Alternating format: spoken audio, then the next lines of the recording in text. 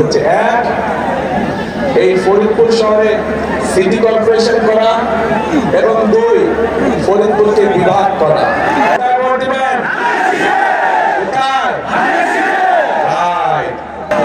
আসসালামু আলাইকুম, কেমন আছেন আপনারা? আলহামদুলিল্লাহ।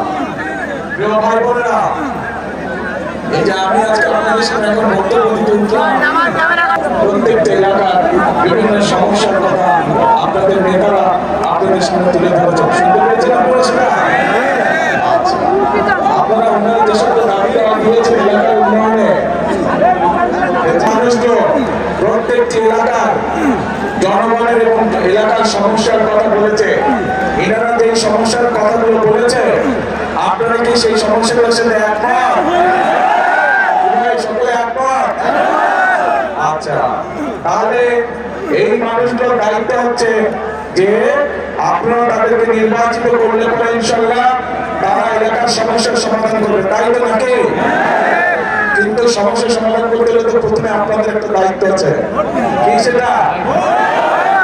হ্যাঁ, শুনি না? পুলিশ হিসেবে যদি ভোট দিয়ে এদেরকে জয়যুক্ত করেন, ইনশাআল্লাহ বিএনপি সরকার গঠন করলে এই মানুষগুলো এলাকার জন্য কাজ করবে এবং এদের পিছনে আমি দাঁড়িয়ে থাকবো যে কি হলো কাজ করে না।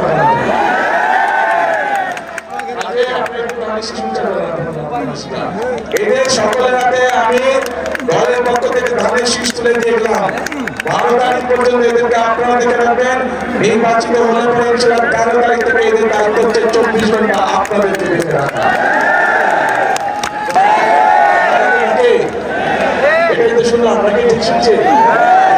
আচ্ছা, তাহলে আজকের এই নির্বাচনী জনসভায় আপনাদের সকলের সামনে আমি এতটুকু বলতে চাই, ইনশাআল্লাহ বিএনপি সরকার গঠন করলে আগামীতে ধানের শীষ আগামী 12 তারিখে নির্বাচনে জয়যুক্ত হলে পরে বিভাগ গঠন করলে যদি এলাকার মানুষের উপকার হয়, বিভাগ গঠন করলে যদি মানুষের সমস্যার সমাধান হয়, তাহলে ইনশাআল্লাহ জনগণের সেই দাবি বিএনপি পূরণ করবে।